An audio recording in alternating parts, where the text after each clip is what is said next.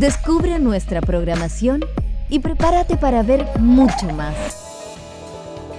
Más puntos de vista, más deporte, más series, más arte y ciencia, más música y cine, más documentales, más entretención para grandes y chicos. Descubre UChile TV, donde todas las verdades se tocan.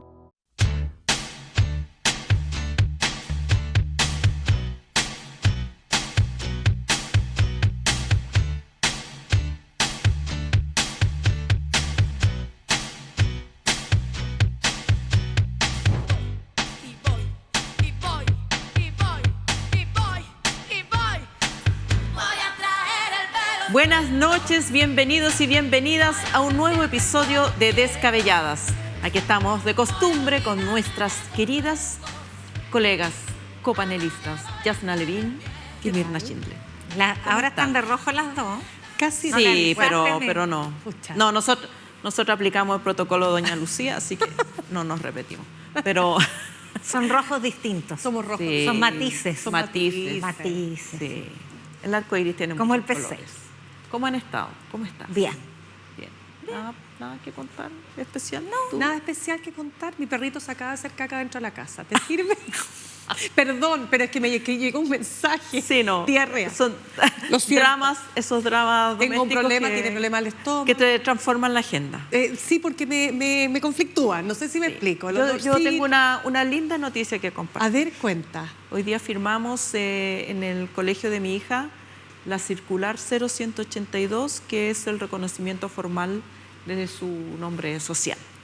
Así que Qué estamos muy felices y de fiesta. Muy bien. Sí. Felicitaciones por eso. Ya lo cuento porque sé que muchas familias Pero explica el es un contexto. proceso po. importante. Nosotras entendemos, pero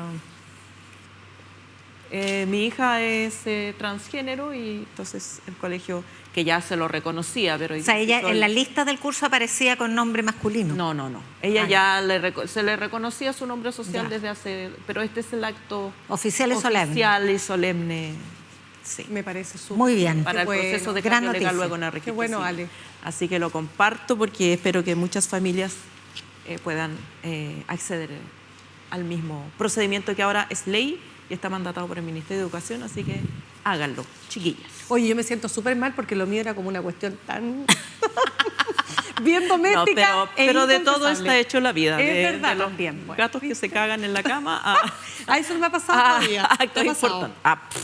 ¿Sí? Ya. Vómitos, caca, pelo. Ay, bueno, por todo. Dios. Listo. Bueno, guardemos compostura. ¿De qué vamos a hablar? Donde las cosas no están oliendo tan bien es en la aviación. Por lo menos yo les voy a comentar respecto de dos aspectos que va a ser nuestra parte de nuestra conversación. Un aspecto es lo jurídico policial de la descubrimiento, detención de 5 suboficiales, como la mayoría de ustedes ya sabe, tratando de transportar una maleta con ketamina desde Antofagasta, no, desde la región de Tarapacá a Santiago. Y por favor no me hablen en la oído cuando estoy hablando porque no puedo.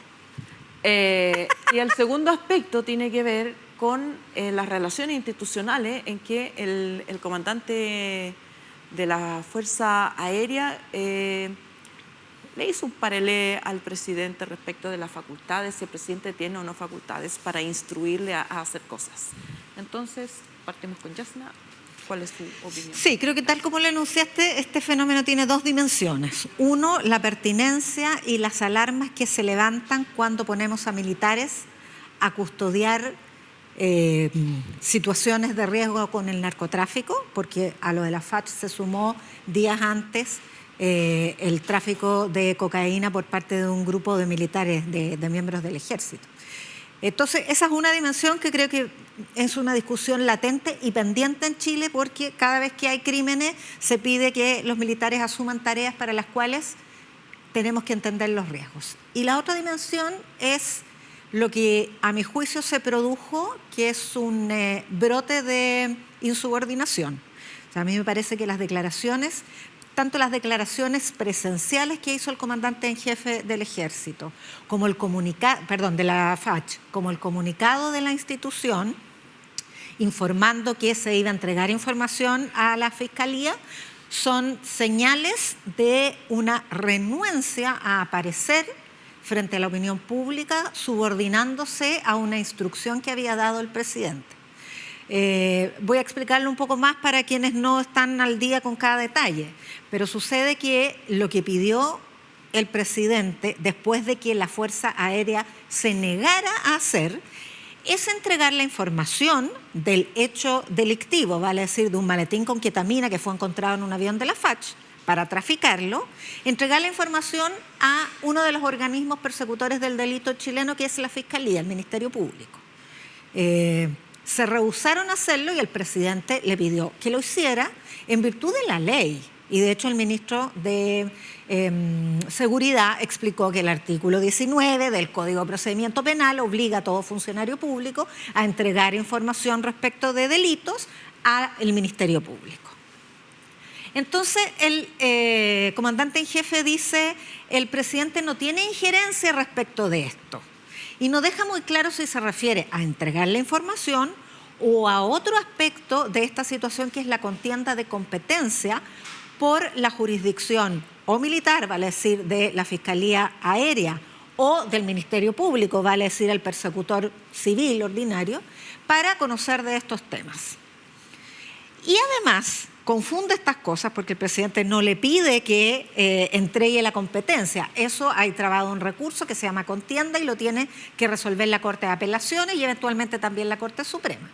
Pero además de eso, el comunicado de la FACH, después de negarse, y reitero eso, negarse a una solicitud expresa del Ministerio Público de entregar información sobre un delito, el comunicado dice: después de un análisis exhaustivo, esta Fiscalía ha decidido entregar información. De aviación. O sea, esto no tiene nada que ver con tratando de decir eso. Esto no es porque el presidente me lo obligue, sino que porque yo quiero. Entonces, digo, es un brote de insubordinación bastante infantil, además, porque finalmente tuvo que entregar la información igual y no está en discusión que tenga que entregar esa información. Otra cosa es la contienda de competencia. Claro, pero recordemos que este caso se suma a lo que había pasado con el Ejército. Ya el Ejército se había visto involucrado, también suboficiales que están en prisión preventiva, en intentar traficar cocaína y pasta base. Acá es la ketamina, que es una droga sintética, que es la droga que está teniendo más salida. Se supone que de alguna manera la cocaína va a la baja y las drogas sintéticas van al alza. Recordemos que esta es una industria. Esta es la industria del crimen organizado, del narcotráfico, y que tiene varias variantes. Pero creo que lo que me gustaría relevar es lo siguiente. Primero, esta alerta máxima considerando que se trata de Fuerzas Armadas. Y desde ese punto de vista también es un problema de seguridad nacional. Si pensamos que en nuestro país solo el 2% de la droga que circula se incauta, también podríamos inferir que esta es una parte de lo que conocimos, en el caso de la FACH, gracias a que un mecánico encontró el famoso maletín con la ketamina. Pero por otro lado también decir que todos somos corrompibles, pues, todos. Incluso aquellos que tienen que vigilar o supervisar que estas cosas no ocurran. Y ahí están los del crimen organizado con sus tentáculos intentando corromper a aquellos funcionarios, le hacen en este caso miembros de las Fuerzas Armadas, que se ven tentados, ojo, en la frontera, porque esto no es que sea el sur del país, estamos hablando en la frontera, con países como Bolivia, grandes productores de coca, y con el Tren de Aragua operando a toda su magnitud. Entonces es muy, muy grave, y aquí me parece que es relevante aquella frase que dice: ¿quién vigila al vigilante? ¿Y quién está detrás de aquellos que son parte de las instituciones y que tienen que velar porque estos hechos sean investigados, descubiertos y, por supuesto, que no ocurran? Yo quiero tomar el punto de Yasna respecto del desacato, no desacato legal, pero de la reticencia del comandante en jefe de la Fuerza Aérea, que aunque el presidente le ha ratificado su confianza, tuvo actitudes públicas bastante evidentes de molestia con esta idea de que el presidente le hubiera instruido cualquier cosa. Yo no veía esto desde los tiempos de Rodolfo Stange, cuando en la misma sede de la Moneda se niega a aceptar una petición de renuncia que le hizo el presidente entonces Gerardo Frei Ruiz-Tagle, y después de eso se modificó la legislación para dejar en claro que en democracia los poderes, las fuerzas, los institutos armados dependen del poder civil y por lo tanto instrucciones que se ciñan a la ley deben ser obedecidas. Póngale la palabra que le ponga, petición, orden, instrucción, como le ponga. El presidente en una reunión con los comandantes, dada la gravedad del hecho, le hace la petición. Él tiene que ejecutarla, independientemente de la contienda de competencia. Pero además quiero poner otro punto, que tenemos una cierta fantasía de que las personas que están involucradas en el crimen organizado son maleantes con máscaras y armas que circulan por las fronteras. Pero si pensamos en la Fuerza Aérea, ¿dónde estaban estos suboficiales? La Fuerza Aérea no está, hasta donde yo sé, ni controlando puestos fronterizos, ni ejerciendo labores policiales. Por lo tanto, ¿dónde fueron capturados? ¿Cuántos jefes pueden estar involucrados? ¿Desde cuándo? ¿Qué cantidad de droga? La ketamina, lo hablé con Carlos Vaso, que es uno de los periodistas que más sabe de crimen organizado en Chile, sino el que más sabe, me contaba que la ketamina se produce en Perú y que la ketamina no la produce el Tren de Aragua, la producen otras organizaciones criminales como los costeños, que se encargan de producirla, traerla a Chile, y aquí se distribuye por el Tren de Aragua. Pero las personas, ¿dónde se conocen? ¿Dónde conoce alguien de la Fuerza Aérea a una persona involucrada en el narcotráfico con tal nivel de cercanía y amistad que le propone este negocio? Y yo creo que es ahí donde tenemos que mirar que las personas involucradas en el narcotráfico no viven en los extramuros, no están agazapados en la frontera, están insertos probablemente en los asados, en la familia, entre los amigos, en los barrios más pitucos o donde por lo menos viven los oficiales de la Fuerza Aérea, para que esto se pueda producir. Yo creo que y por eso cobra mucha más importancia lo que se puede hacer desde los otros poderes del Estado, porque si la Fuerza Aérea se hace esta defensa corporativa y dice, no, nosotros lo vamos a investigar, no vamos a entregar ninguna información y no le vamos a hacer caso al presidente de la República, ojo que esa es la receta para que la institución entera se comprometa en este tipo de... O sea, la autonomía termina allí donde empieza el riesgo de la defensa corporativa. Y esto es bien importante porque el tema de la justicia militar y las competencias, el ámbito de atribuciones de la justicia militar ha sido parte del debate sobre el crimen organizado y la agenda de seguridad. No olvidemos que la derecha quiso reponer la competencia de la justicia militar, incluso cuando hay civiles, para poder, entre comillas, según ellos, defender a la policía.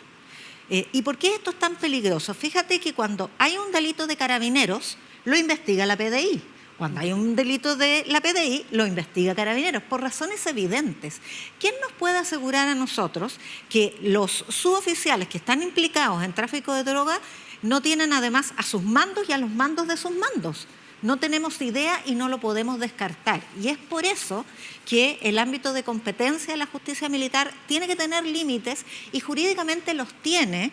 Y todos lo sabemos además, porque es muy reciente el caso de el conscripto Franco Vargas, que también el Ejército quiso llevarse para su jurisdicción la investigación y finalmente primó, gracias a un fallo de la Corte Suprema, que se trataba de jurisdicción ordinaria. En este caso se trató de la excepcionalidad de un crimen de derechos humanos. Pero en este otro caso se trata de la excepcionalidad del tránsito del tráfico de drogas. O sea, es evidente que si encontramos la droga en el avión de la FACH o el camión del militar, es porque viene de alguna parte que no es militar y va a una parte que tampoco es militar. Por lo tanto, tú no puedes circunscribir la investigación a la parte del tiempo, al eslabón de la cadena de tráfico de este estupefaciente. Es absurdo. Claro. ¿Qué es lo que dice, solo para recordar, qué es lo que dice el fallo de la Corte Suprema respecto del caso Vargas, el caso del conscripto? Dice... que cuando se cometen ilícitos comunes que no pueden ser considerados actos de servicio o cometidos con ocasión de él, del servicio, su conocimiento y resolución está encomendado a la Judicatura Ordinaria Civil. Y eso lo saben los jueces militares de aviación, del aéreo y del ejército.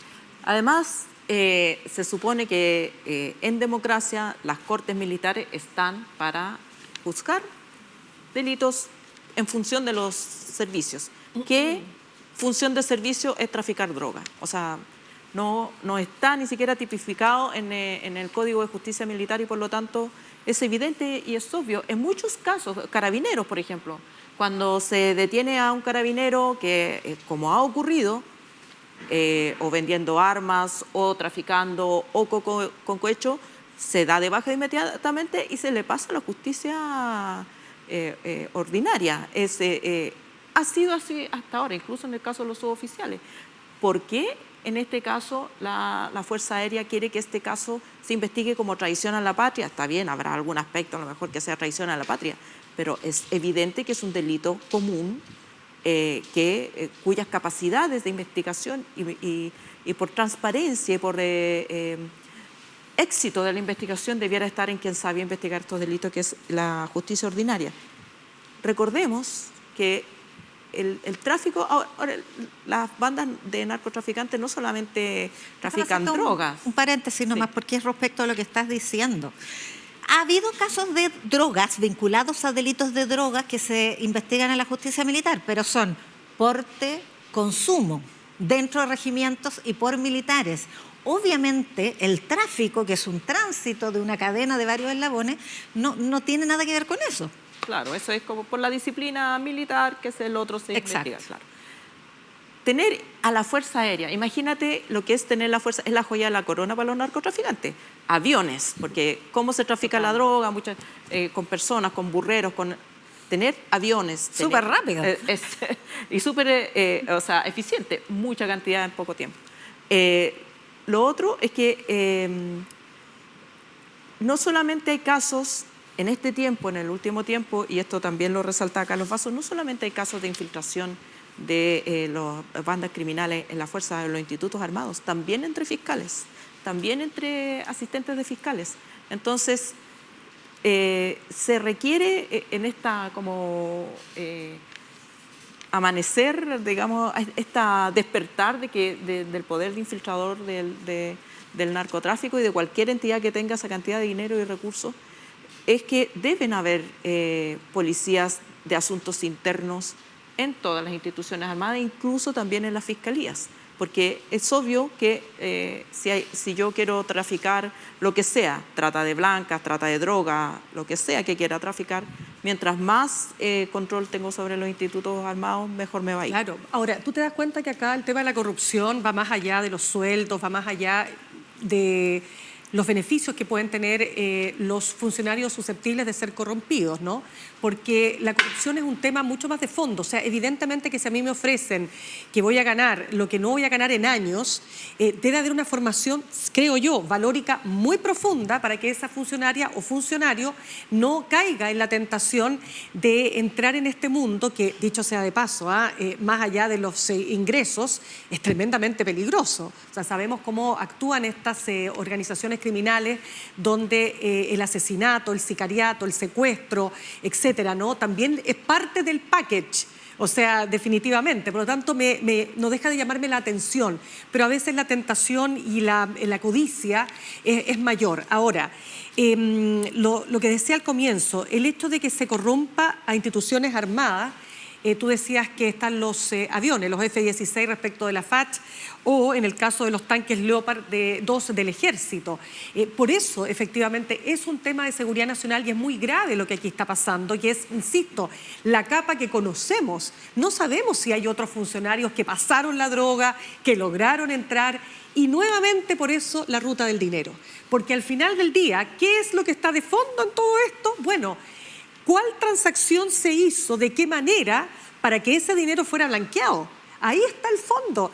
todo al final lleva a la ruta del dinero y yo creo que esa es una de las cosas más importantes a despejar, junto con, por supuesto, encontrar a los responsables, digamos, poder determinar quiénes estuvieron detrás de este tráfico, de estos intentos de tráfico, para no terminar siendo un Estado fallido, como lamentablemente lo son países como México, como Colombia en su momento, bueno, en fin, Nicaragua, ¿no? El Salvador, que llegaron a un nivel extremo de corrupción de las instituciones, de las policías, de las Fuerzas Armadas, etcétera, al punto que tuvo, digo entre comillas, que llegar un Bukele a poner un orden que es, en la práctica, pasar por encima de toda institucionalidad, de todo Estado de Derecho y de toda democracia. Déjame retomarlo del secreto bancario rápidamente, Alejandra, porque el levantamiento administrativo del secreto bancario por parte de la Unidad de Inteligencia Financiera fue rechazado en el Senado. Fue rechazado en el Senado, a pesar de ser la tendencia mundial para perseguir el crimen organizado, desde Suiza, pasando por Estados Unidos, llegando a Australia. Fue rechazado en el Senado y los diputados tienen una segunda oportunidad porque el gobierno la semana pasada repuso a través de indicaciones esta facultad. Por lo tanto, vamos a estar atentos porque la manera más eficiente, rápida e incluso menos intrusiva de encontrar a este tipo de delincuentes que están metidos, ahora sabemos, en la policía y en las Fuerzas Armadas, además de la justicia, es justamente pesquisando sus cuentas corrientes. Pero para eso hay que levantar el secreto cuando hay sospechas fundadas, por supuesto. Y lo otro, respecto de los fracasos de involucrar a las Fuerzas Armadas y en general militarizar la lucha o el combate contra el crimen organizado, ha generado grandes fracasos. Y hay casos históricos como el del Clan del Golfo, en el caso de Colombia, y los Zetas en el caso de México, que fueron carteles nutridos por militares Tal cual. que recibieron armamento militar gracias a que mandaron a los militares a exponerse a este tipo de control para el cual no están habilitados y por lo tanto se corrompen. Bueno, tenemos que cambiar de tema, chicas, porque no podemos dejar de comentar la nueva amenaza arancelaria de Donald Trump, que anunció que va a imponer un arancel de 50% para el cobre, no solamente respecto a Chile, sino que para el cobre que ingrese a Estados Unidos. Y esto ha despertado una polémica en Chile, en el marco electoral, por supuesto, que básicamente acusa al presidente Gabriel Boric de haber expuesto al país por asistir como invitado a la reunión de los BRICS y que esto sería como una represalia por aquello. Bien. A ver, creo que es muy anticipado, aventurado hacer un link entre fui al BRICS, entonces tomen. No, yo creo que acá hay cuestiones más de fondo y me quedo más bien con análisis muy preliminares, pero porque esto hay que ver cómo decanta. Recordemos que él dice, creo que el arancel al cobre lo vamos a fijar en 50% de partida. Creo. Además que no solo Chile... Exacto, no es solo Chile. El mundo, claro. No es solo Chile.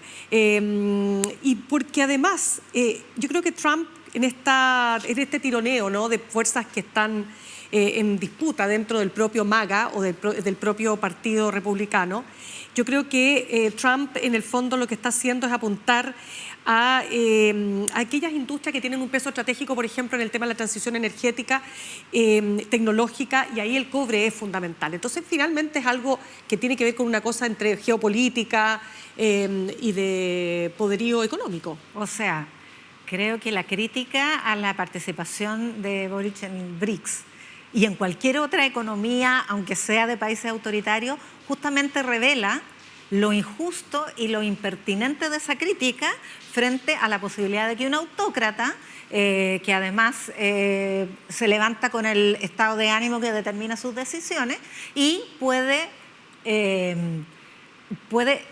perjudicarnos respecto de el cobre es el 11% de nuestro Producto Interno Bruto. O sea, de verdad esta sanción podría ser muy severa.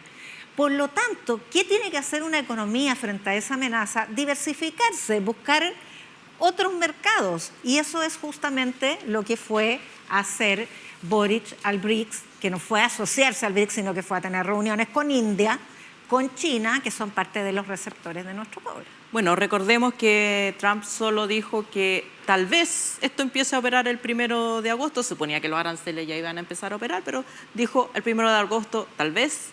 Y ya están tan acostumbradas las bolsas mundiales a anuncios fallidos de Trump que ni siquiera se sobresaltaron. Todo siguió como estaba. Así que vamos a ver en qué queda todo esto. Oye, una última cosita. ¿Y ya se nos acabó el tiempo? Sí, se nos acabó el tiempo. Yo por eso es que yo veía a la Ale que lo hacía con la manito. Nos Súper quedan unos cortito. minutillos. Y es que, ojo, que aquellos sectores políticos que apoyaron y llamaron a mirar la experiencia de Trump como un emblema de conducta Tan calladito. y debieran dar alguna explicación, porque se trata de quién podría perjudicar nuestra economía como el que más. Entonces, ojo con quién apoyaron. ¿Tú? No, es lo mismo, me sumo. Me sumo. Ya.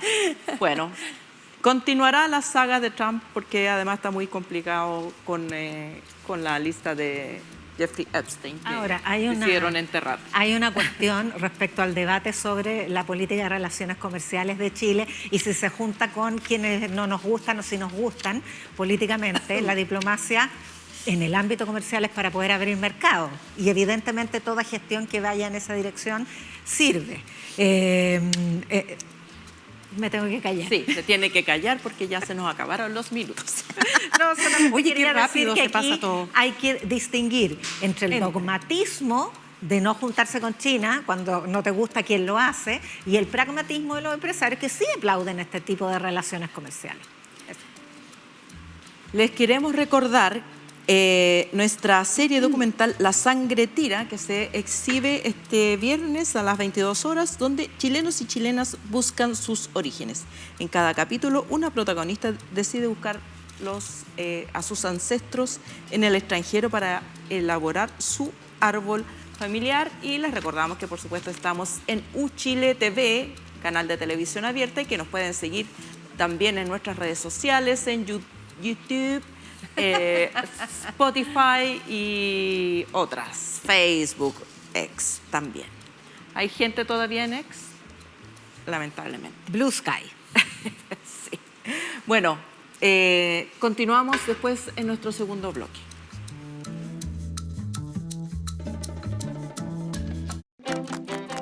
Soy chilena, pero quiero buscar mis orígenes en Armenia. Milas, Konicha, Milas.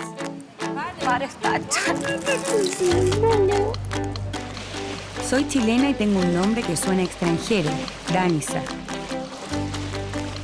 Soy chilena, pero siempre quise saber quiénes eran mis ancestros croatas. Je n'oublie jamais que tu es un Camerounais, tu es un Africain, tu es un voilà. Papá! Barve se kemernem kezi. Ksantarya çese kemettim.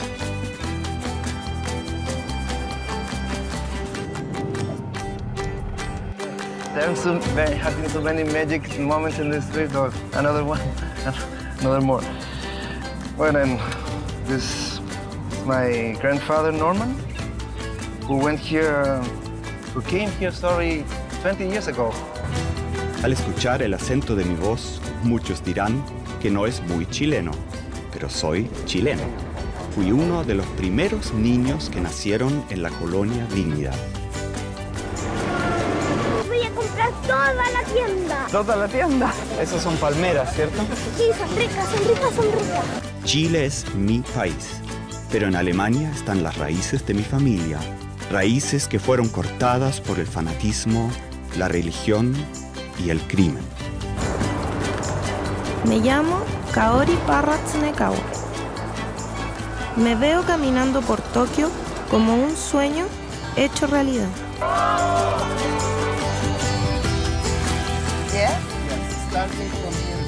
Soy chilena, pero tengo sangre palestina. Me habría encantado haber tenido un nombre árabe y haber hablado árabe desde pequeña. Me habría encantado.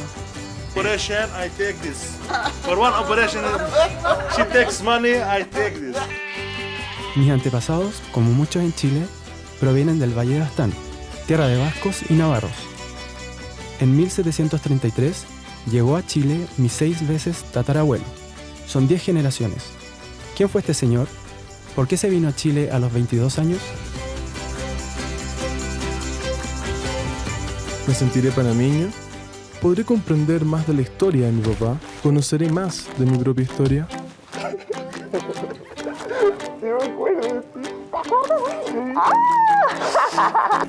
Sí, soy japonés, pero llevo sangre chilena. Tu abuelo, Abuelo. Mario. I wanna open my mind.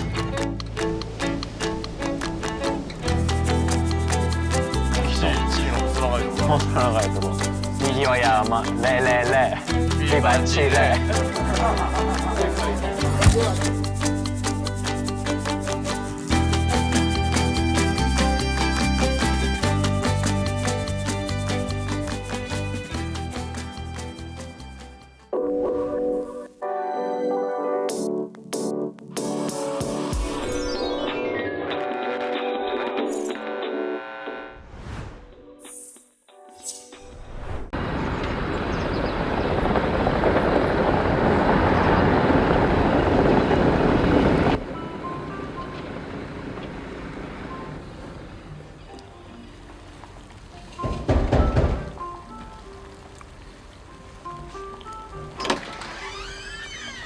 Buenas noches.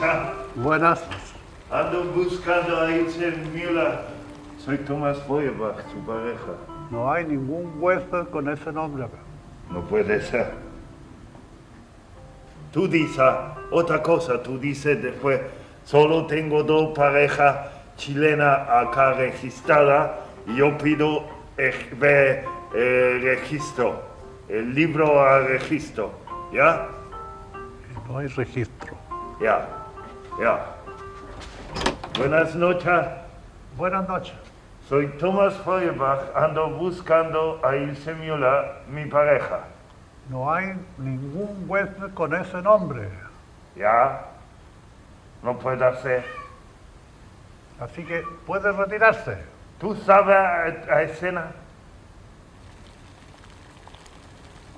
Buenas noches. Ando buscando a Ilse Müller, soy Thomas Feuerbach, su pareja. Ese huésped acá no está. No hay ningún huésped con ese nombre. Ya. ¿Ya? Y yo, no puede ser. ¿Y tú? ¿Ah? Y tú dices, solo hay 2 parejas chilenas registradas y no hay nadie con ese nombre. Váyase nomás, si aquí no hay nadie, no puede, aquí no... No, tú tienes que... No me toca. No me toca. Pues tiene que irse nada más. Váyase. ¿Y qué? Buenas noches. Ando buscando a Ilse Müller. Soy Thomas Feuerbach, su pareja. No hay registro. Váyase. Oiga. Está molestando nomás.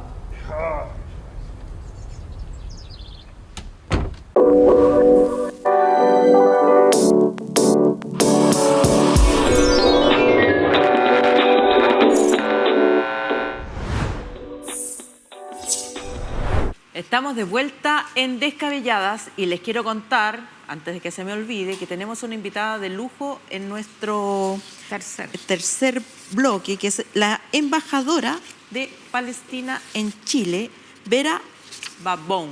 ¿Babón se pronuncia o Babún? Ahí le vamos a preguntar cómo se pronuncia. Babún. Qué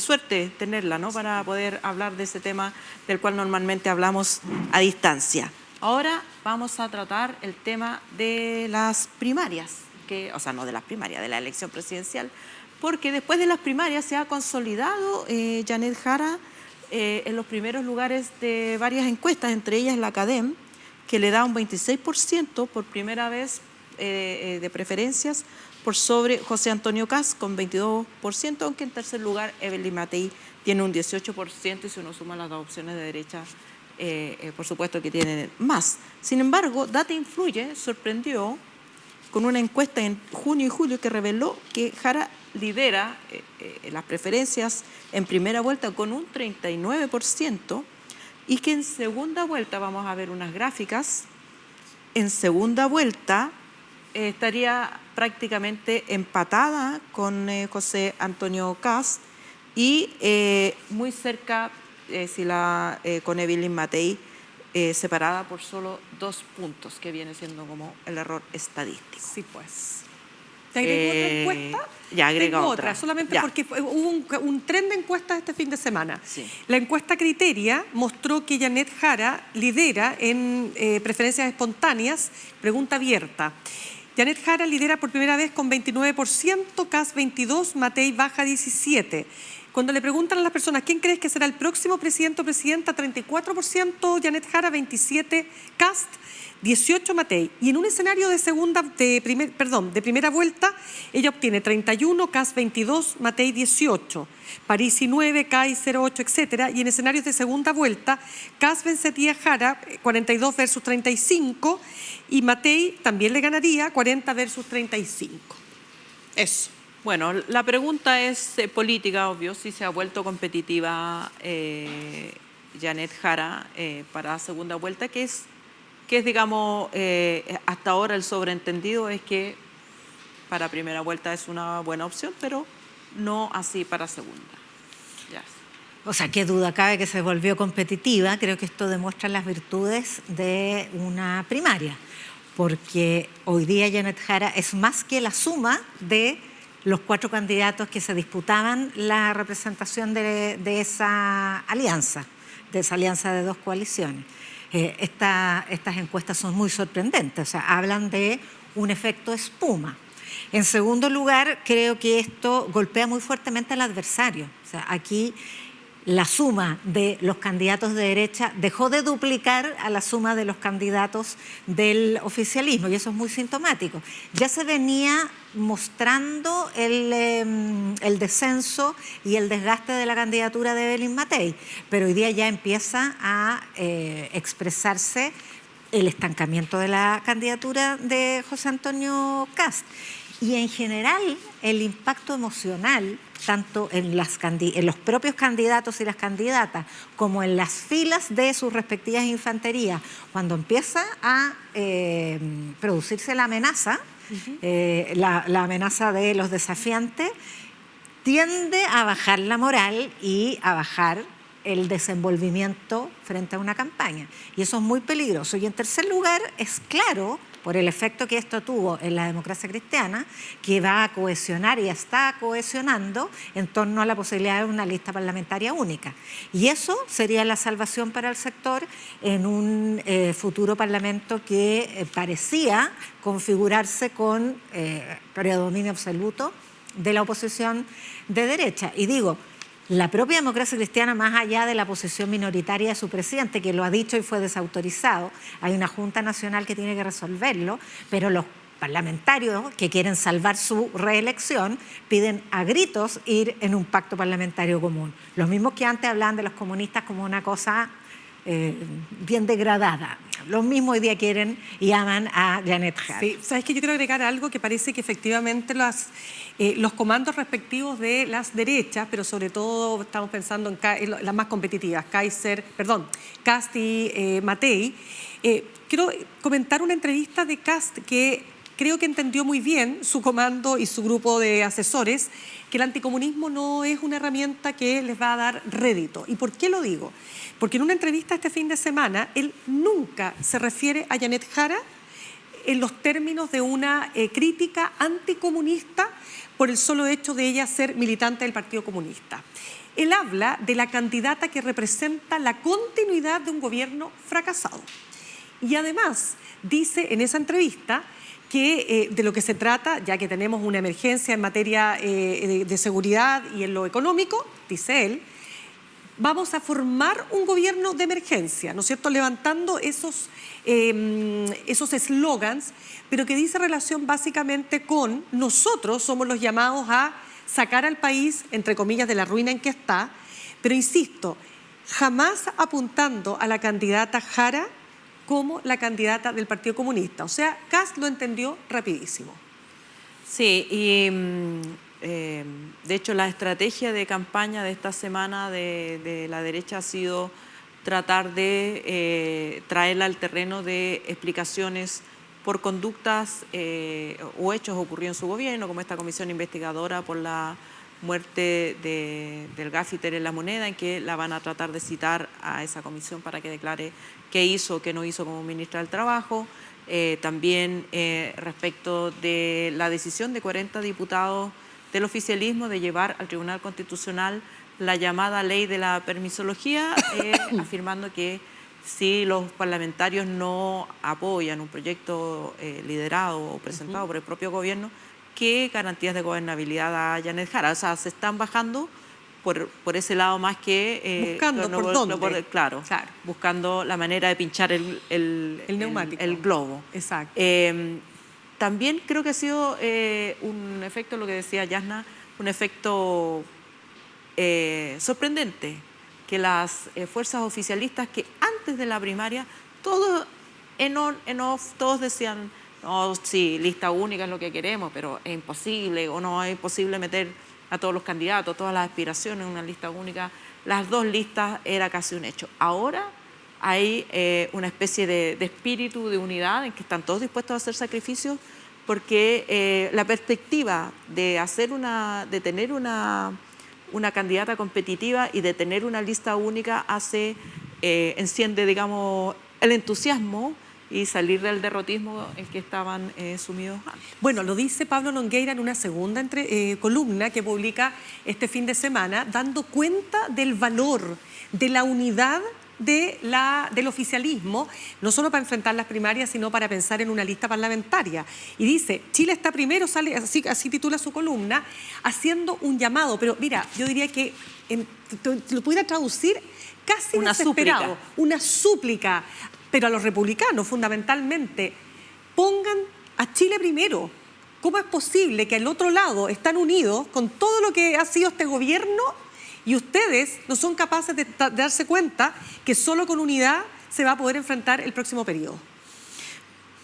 Yo creo que el debilitamiento de la estrategia anticomunista es transitorio en todo caso, pero obedece a que no funciona, y la encuesta Data Influye lo pregunta, este clivaje del anticomunismo versus el antipinochetismo, porque gana el antipinochetismo. Hay más antipinochetismo que anticomunismo, no por mucho, pero gana.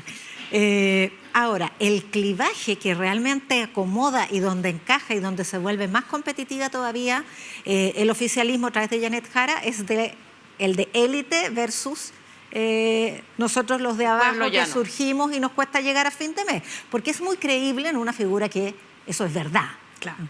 Hoy día escuchaba al jefe del comando de Evelyn Matei, a Paulsen, decir que Evelyn Matei también era meritocrática porque se esforzó mucho para ser la mejor alumna en ingeniería comercial. O sea, ya con argumentos bien absurdos como para tratar de encajar en ese clivaje que o lo cambian o pierden. Porque no obviamente los apellidos alemanes y los no ayudan. No ayudan mucho, ¿no? Y las trayectorias vitales que han sido siempre de élite, siempre de política tradicional, además. Claro que sí. Ahora, si se impone el clivaje que sí acomoda a la derecha, que es el de la seguridad pública, yo me temo que ahí sí tiene varios flancos débiles Janet Jara, y varios. Y ahí sí entra el lastre del Partido Comunista. Claro.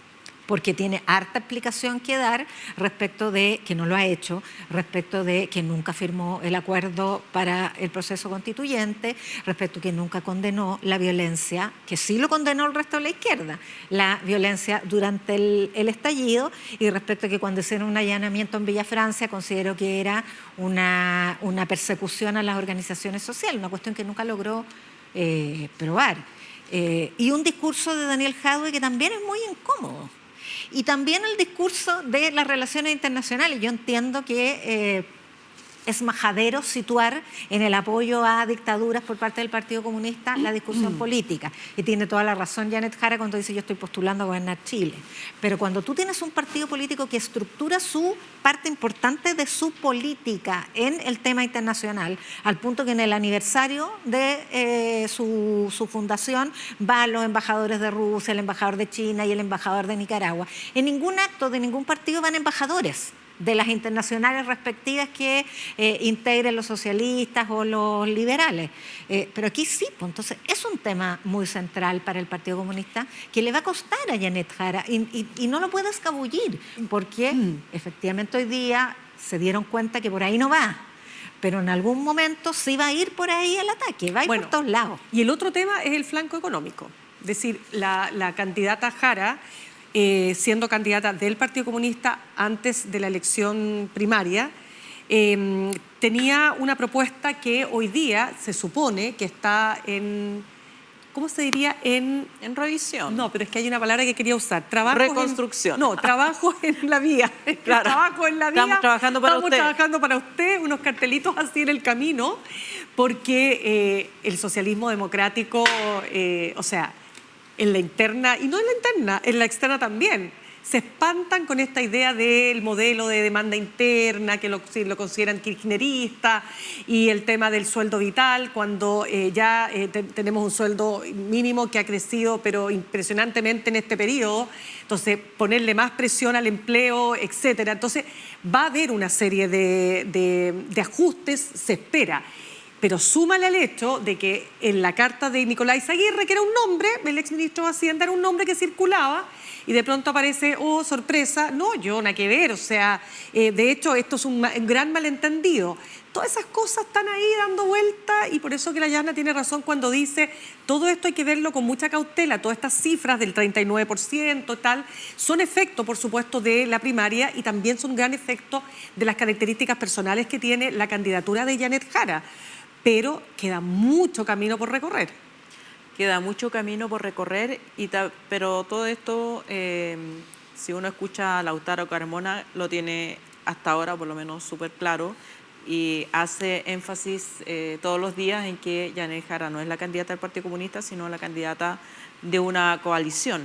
Yo creo que los mayores riesgos están en la conformación de ese comando, en los errores no forzados, en que Eizaguirre de una opinión, todo fue como un hilo de malos entendidos, en que Eizaguirre en la radio dice, sí, yo voy a honrar el compromiso, voy a votar por Jara, y si me piden colaborar, voy a colaborar.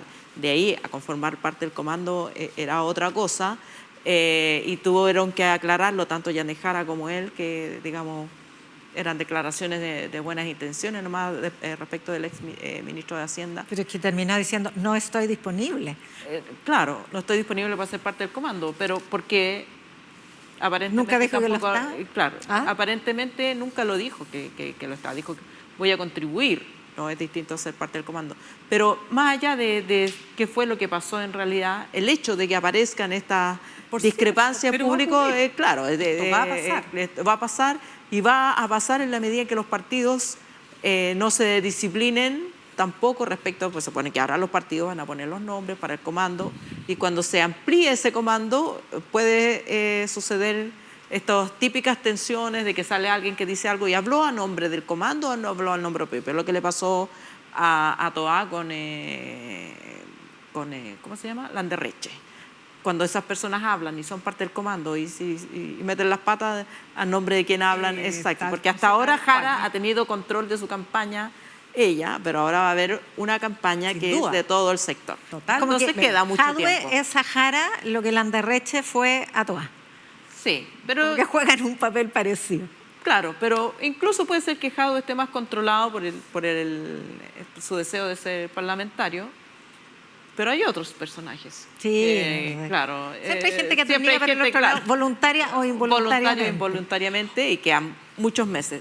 Pero eso es como la cancha, eso corre para los dos lados. También puede Kast mandarse una de esas declaraciones misóginas que le cuesta. Lo que pasó en la Araucanía, esta cuestión que lo saca de quicio, que sale este hombre tan controlado, que mide cada palabra, que nunca se altera, que te dice que todo. Tiene su plan bien diseñadito. Totalmente, y sin embargo lo que vimos en la Araucanía, ¿no es cierto?, en este evento donde él pierde el control, sigue hablando cuando ya no podía seguir hablando, donde muestra ahí una actitud que fue bastante inadecuada, ¿no es cierto?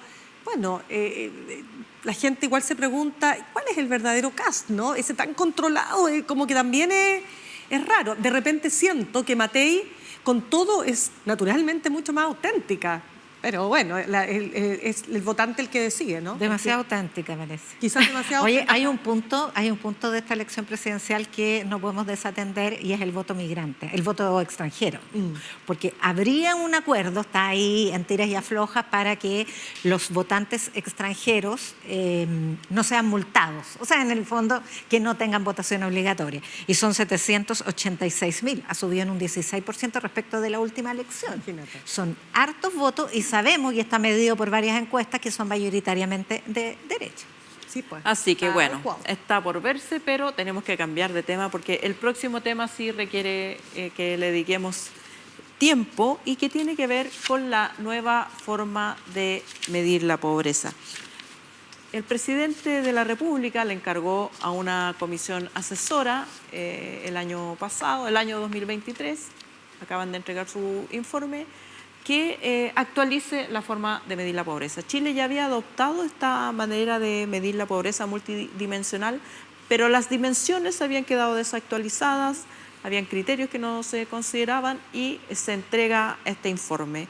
Un informe que le propone al presidente ampliar los criterios de una de las 5 dimensiones de la pobreza multidimensional, y le propone la asignación de un porcentaje a cada uno de los criterios. Si las personas están en un 25%, es decir, reúnen 5 de esos criterios o subcriterios, son consideradas pobres. Si se aplicara la propuesta de esta comisión asesora tal cual se propone, la pobreza subiría en Chile de un actual 6% y un poquito más a más de un 22%.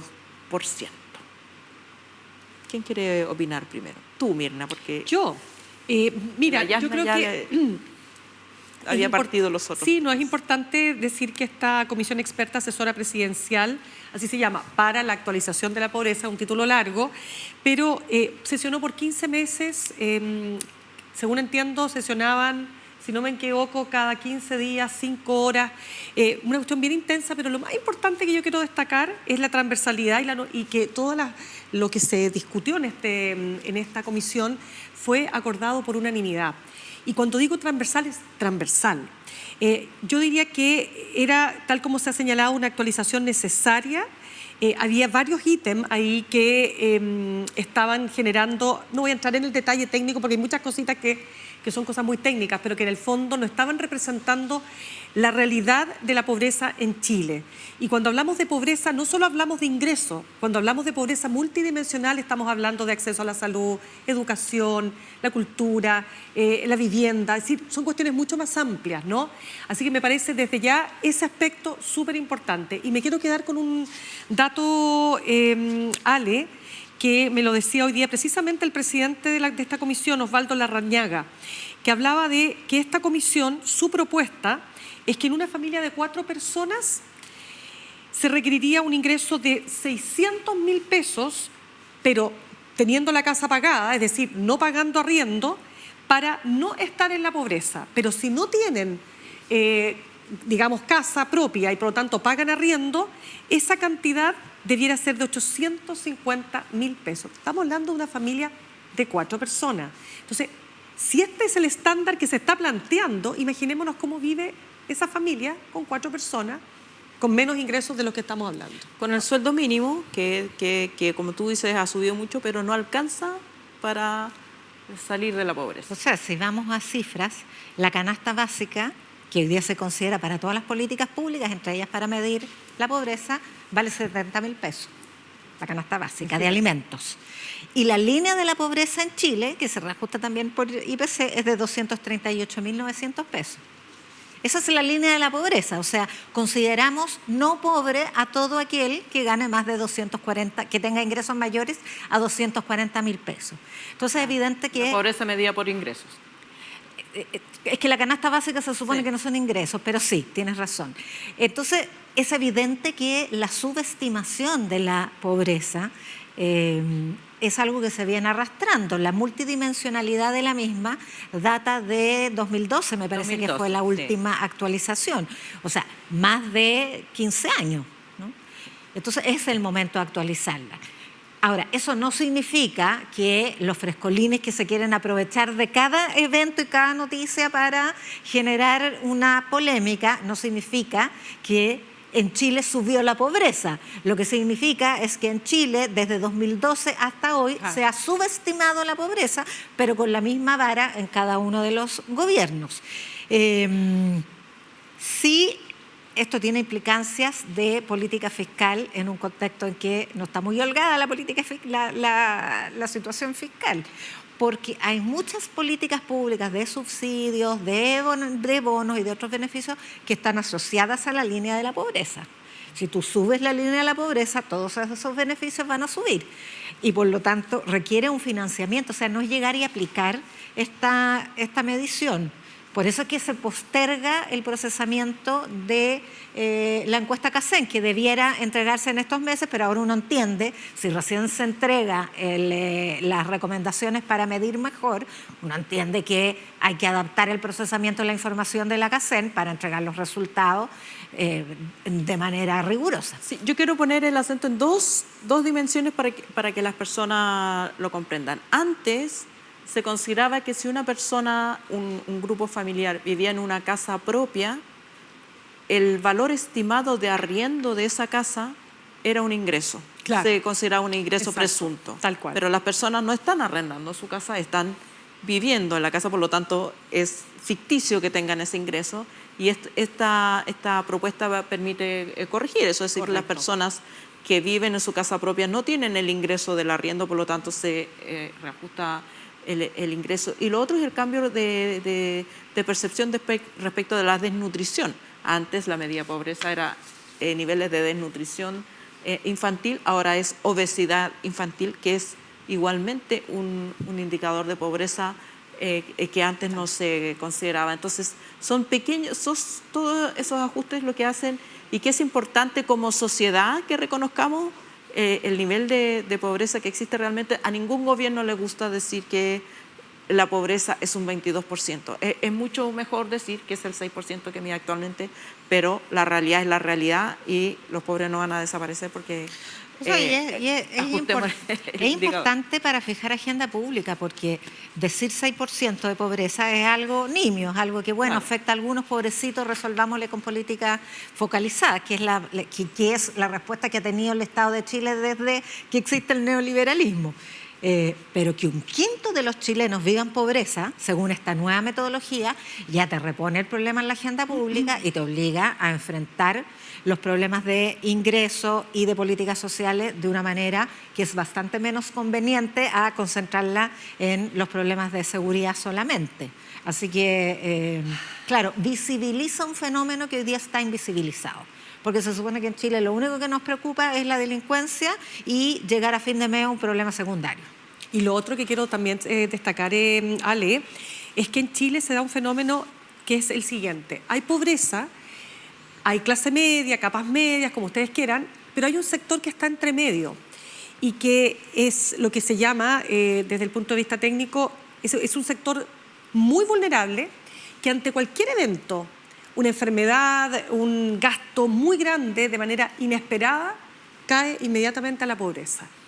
Y también ese sector es el que ellos están mirando, ¿te fijas? Por eso que es importante todo lo que se desprenda de esta comisión, que es una propuesta. Vamos a ver ahora cómo se recoge. Cuánto y cómo se recoge. Exacto. Pero claro, por supuesto hay un continuo, no es como claro, gana 238.100 y ya no es pobre, digamos, es un continuo... Es que además la sociedad chilena tiene ese problema y es que la diferencia entre el tercer y el cuarto quintil de ingreso es nula. Nada. O sea, son 3 chauchas. Y si un miembro de la familia, por justamente los problemas de vulnerabilidad que identifica Mirna, un miembro de la familia que hace cesante cayó inmediatamente bajo la línea de la pobreza. Y para tramitar el subsidio se te demora 3 meses, porque tenés que rehacer el registro social de hogares. Y así seguimos, vamos a seguir atentos a cómo se desarrolla este tema y cómo se incorpora realmente, finalmente, a la CACEN. Vamos a nuestro último bloque, donde vamos a entrevistar, como les decíamos, a la embajadora de Palestina en Chile y les recordamos que nos vean en la señal abierta UChile TV, en la señal de radio. Ustedes se saben mejor los números.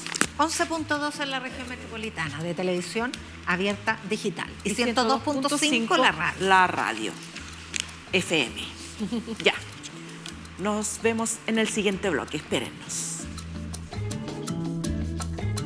Hay fotos que guardan historias. Pucha, yo creo que nos siguen faltando referentes culturales en Chile para aferrarse con cariño. Un mundo que puede ser revelado. Y miro a la colega y digo, oye, está Allende, es Allende. Dije, wow, quizás ganamos. Recuerdo los primeros por lo menos 15 años de Psy donde me maltrataron mucho. Me pasa, Denise, que yo pienso en esos años y no había una mujer encarando una banda, ¿no? ¿Queremos ver quién eres hoy? Soy Sofía Tupper y te invito cada semana a descubrir los secretos detrás de las imágenes junto a grandes invitados que nos comparten sus fotografías y memorias. Esta semana en Revelados conversamos con Horacio Salinas. Revelados, solo por las pantallas de UChile TV.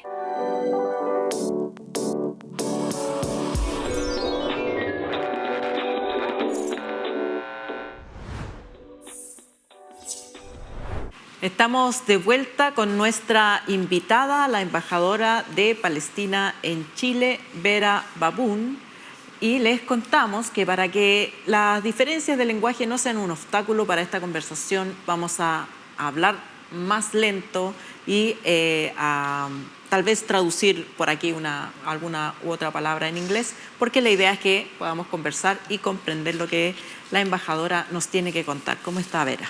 Bien, gracias. Gracias también por la invitación. Bienvenida. Muchas gracias. Bienvenida. Embajadora, la primera pregunta que nos gustaría hacerle, dada la distancia que tenemos del conflicto, aquí lo hemos hablado muchas veces, pero usted como un embajador nos puede contar con más detalle, si nos puede dar un diagnóstico de lo que está ocurriendo en este momento en Palestina, en particular en la Franja de Gaza, y específico con las mujeres, que entiendo que es el foco de su preocupación. Gracias. Primero, ¿qué pasa en Gaza? Es un tema muy, muy importante. Es significativa hoy día. Después, más o cerca de 2 años, la situación en Gaza es totalmente sin precedente. Los bombardeos continuos, hambre catastrófica, fase 5 es en Gaza, desplazamiento nuevo y forzado continúa en Gaza. Más de 700.000 personas en Gaza hoy son desplazamientos en nuevo. El norte de Gaza es totalmente separado del sur de Gaza. La situación es muy, muy difícil. Pero hoy día, hambre, el proceso de distribución de ayuda humanitaria es la verdad una crisis. La Fundación Humanitaria de Gaza, creada de parte de Estados Unidos y Israel, transformado el proceso en un caos. ¿Por qué? La imagen en general sugiere ayuda, pero los resultados sugieren un control total, porque pasa en Gaza. Es imposible tener ayuda humanitaria en Gaza con puentes de control biométricos. 2, hasta este momento tenemos 700 personas son asesinadas durante el proceso de distribución de ayuda. Es una catástrofe humanitaria sin precedente. Es una ¿No está un humanitarismo? Sí. Porque es imposible utilizar el sufrimiento de un pueblo o la ayuda humanitaria por un pueblo como un arma de guerra.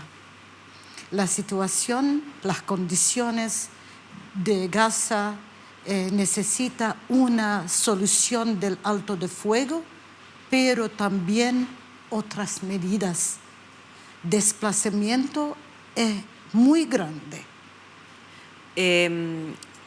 Se ha hablado en estos días de la propuesta de Donald Trump y Benjamin Netanyahu de un alto al fuego que incluiría concentrar a la población en un sector que ellos llaman de seguridad, concentrar a todos los palestinos en una zona, entre comillas, de seguridad.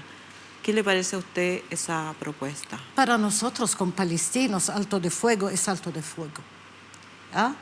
Alto de fuego y reconstrucción de Gaza con la población de Gaza. Pero hasta este momento que pasa en Gaza, este desplazamiento de las poblaciones en Gaza es un plan, un plan futuro, porque Netanyahu, Ben Gvir, Smotrich, todo quieren Gaza sin población. ¿O sin palestinos? Sin palestinos. Por supuesto, sin población palestinos, porque nosotros con palestinos vivimos en Gaza. Pero es imposible. Para nosotros, el futuro Estado palestino, que es nuestro derecho, incluye 3 territorios. Gaza con su población, Cisjordania con su población, Jerusalén Este con su población. Pero desde 2 años, cerca de 2 años que pasa en Gaza, la destrucción total de infraestructura, más de 75% de Gaza, infraestructura es totalmente destruida. Universidades, hospitales, propiedades, todos. La vida en Gaza es totalmente anormal. ¿Pero por qué? Porque quieren continuar esta tragedia para también terminar la solución de un Estado de Palestina, con Gaza, Cisjordania, Jerusalén en nuestra población, también en el lugar. Por eso pienso que durante esta reunión con Trump y Netanyahu declaró: es imposible por él, rechazó actualmente Netanyahu la solución de un Estado palestino.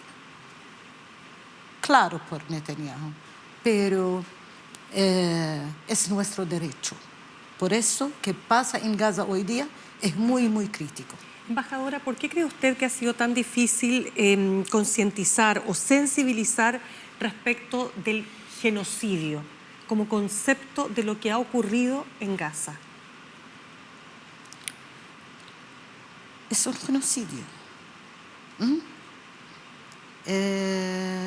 Hoy día tenemos 2 casos en el Corte Internacional de Justicia y también en el Corte penal también, sí. Especialmente, particularmente por esta expresión. Concepto. También 53.000 personas son asesinadas. Más de 28.000 mujeres con niños son asesinados. Más de 135.000 heridos. Más de 40.000 desaparecidos. En total, si no nosotros que usan el concepto de genocidio, es el derecho humano que usa. Mira, en 1948 tenemos nuestra primera catástrofe. Nakba. 75% de la población de Gaza son refugiados de 1948. Pero que pasa hoy día en esta catástrofe es más de una catástrofe, más de una Nakba. ¿Ah? Es todavía mayor que nada. Mayor, la verdad. Por eso necesitamos una solución justa también. Es no solamente un alto de fuego o la entrada de ayuda humanitaria. No, después de 77 años necesitamos una solución por la causa palestina. Por eso, la causa palestina, el conflicto palestino-israelí, es no conflicto lejano. Nosotros en cada parte del derecho internacional y derecho humano necesitamos una solución no solamente por el presente, por el futuro también. Negación de esta realidad es un problema verdadero. Ahora, como usted dice, el nivel del genocidio, la tragedia humanitaria no tiene precedente. Sí. Ni en la zona y en el mundo cuando estas cosas pasaron, similares, se creó la Corte Penal Internacional, a eso respondía, para evitar que esto pasara. Sin embargo, la comunidad internacional reprocha lo que está ocurriendo. Hay movimientos sociales que solidarizan con los palestinos en Gaza, pero los líderes mundiales no le ponen atajo, no frenan esta tragedia. ¿Por qué? Es una muy importante pregunta para decirte. Por la primera vez, el nombre de Palestina, la bandera de Palestina, es en todas las calles de todo el mundo. Igual, la narrativa palestina es no solamente nuestra narrativa. Hoy día la narrativa palestina es la narrativa de justicia, de libertad, también de independencia. Pero como tú sabes, los países, estados tienen también intereses. Es muy extraño para nosotros como la única nación que es bajo la ocupación en este siglo, la única nación, y que necesitamos una selección de independencia, and still, y todavía no tenemos el total acuerdo por todos los países para decir sí por un Estado palestino. Pero en junio 22, y bajo el liderazgo de Arabia Saudita y Francia, tenemos la Convención por la solución de dos estados en las Naciones Unidas. El nivel de participación de estados de todos países fue muy particular. 8 comités para tener una solución duradera, no solamente para nosotros, pero para la región y, por supuesto, con Israel. Solamente esta solución de dos estados, con Palestina también tiene el derecho de un estado independiente, que necesitamos hoy día. Pero la convención pospone. Se pospone. Por qué pasó entre Irán e Israel. Pero Vera, Hamas tampoco reconoce el derecho de Israel. Hamas con un partido. Hamas cambió también su jurisdicción también, sí, en el alto años. Ana, para mí, nosotros una nación y necesitamos una solución. Durante el acuerdo de Oslo, nosotros como el PLO reconozco el Estado de Israel. ¿Sí o no? El gobierno reconoce el Estado de Israel. Sí. Es imposible continuar bajo la ocupación y aceptar sin nada solución.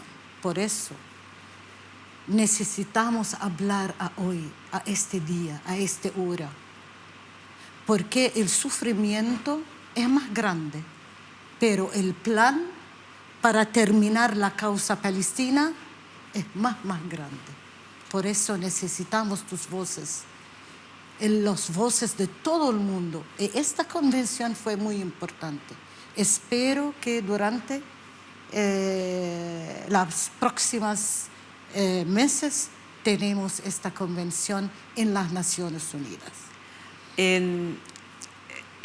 Hay países como el Reino Unido, Alemania y propio Estados Unidos que han igualado la defensa o las personas que defienden la causa palestina como actos terroristas y se ha perseguido a académicos, comunicadores, estudiantes.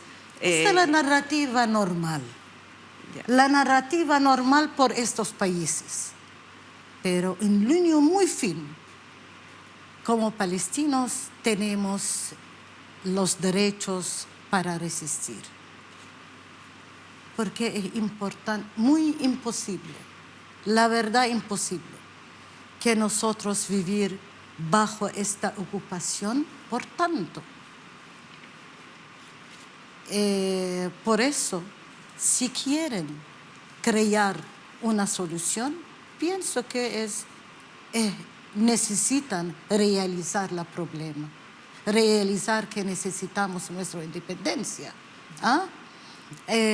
Por eso, el problema es no un partido político, no. El problema de los palestinos que nosotros no vivimos en nuestra independencia. Mira, una información que es también muy importante. Después de 1948, tenemos refugiados en Siria, en Jordania, en Líbano. Pero también en cada región de Cisjordania tenemos campamentos de refugiados. El número de refugiados palestinos sigue UNRWA es 5,3 millones de refugiados palestinos. Refugiados palestinos es parte crítica de la causa palestina. Por eso es imposible por una persona vivir como un refugiado por 77 años. Es imposible. Para nosotros tenemos en las cárceles detenciones israelíes en Cisjordania más de 10.000 detenidos palestinos. Es imposible continuar esta vida como normal. ¿Ok? Pero una cosa muy importante también. Britania, por ejemplo, anunció acciones contra las declaraciones de Ben Gvir, contra la continuación de agresiones en Gaza también. Medidas, measurements. Sí, medidas, ¿okay? sí. No solamente Britania, pero también Australia, también Canadá. En la convención en Naciones Unidas, parte de la convención tenemos 8 comités. Como 8 comités, la Comité de Seguridad, la Comité, por ejemplo, de Reconstrucción de Gaza, la implementación de la solución de 2 estados, 8 comités, pero que es muy importante que cada comité es bajo el liderazgo de 2 países, como por ejemplo Britania, Canadá, Australia, Turquía, Italia, Irlanda, Dinamarca. Es un foro mundial global por la primera vez para tener una solución duradera. La verdad que Netanyahu o su gobierno no gustan totalmente esta realidad. Por eso que pasa en Cisjordania es muy importante mencionarlo. Vive en Belén, en Cisjordania, pero los desafíos que nosotros vivimos en Cisjordania son diferentes, pero son prácticas de la ocupación. Los milicias de colones que atacan propiedades, tierras, personas en Cisjordania desde enero de 2025. Más de 11.000 ataques del parte de colonos y milicias de colonos en Cisjordania. Para entender más, es una cosa muy importante. Cisjordania tiene 3 zonas, áreas, área A, área B y área C. Área A es 15% del total de Cisjordania y es bajo la administración y seguridad de la autoridad palestina. Área B o zona C es otra 15% del total, pero bajo la administración de la autoridad palestina, pero seguridad israelí. 70% es área C. Y en esta área, Israel o el gobierno de Israel en general trabajó por tantos años, por más de 3 décadas, para construir asentamientos en esta área, que es totalmente palestina, pero esta área es bajo la administración y seguridad de los israelíes. Tenemos cerca de 1 millón de colonos que viven en esta área.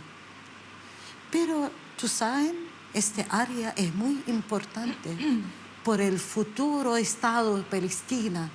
Por un Estado necesitamos territorios. 70% del Estado palestino. Y hoy día tenemos estos desafíos de la presencia de colonos. 11.000 ataques solamente este año contra las personas, contra propiedades. Nosotros como palestinos sufren mucho. No solamente que pasa o las prácticas del ejército israelí, pero también tenemos otra parte, los colonos. Afortunadamente, que pasó en Cisjordania también, el ejército israelí atacó y hizo demoliciones por los campamentos de Jenin y Tulkarem. Hoy día tenemos 40.000 personas de refugiados que viven en los campamentos. En Jenin y Tulkarem hoy día son desplazados. Embajadora, nos quedan 3 minutos. Yo diría que lo más que me gustaría retomar lo que le había preguntado Alejandra respecto de si usted tiene esperanza en que Donald Trump logre convencer a Netanyahu que hay que generar un verdadero cese al fuego. Si usted cree que en él está esa capacidad. Sí, espero que él puede. Porque necesitamos, no solamente para nosotros, para la región también. ¿Ok? El futuro de la región. Es imposible continuar. Espero que los líderes de Trump hoy día también tienen esta capacidad. Claro. Y lo otro, embajadora, es ¿cómo cree usted que van a vivir las futuras generaciones después de que sus padres, sus madres, sus familiares han muerto de esta manera tan terrible? ¿Cuál es el futuro que esas generaciones tienen? ¡Wow! ¡Qué pregunta! Por eso necesitamos un presente con una solución justa por el futuro, no solamente para nosotros, pero también por la otra nación. El sufrimiento es muy grande. Quiero decirte una cosa. Desde 2003, la ocupación construyó el muro de apartheid. En Cisjordania nosotros vivimos dentro,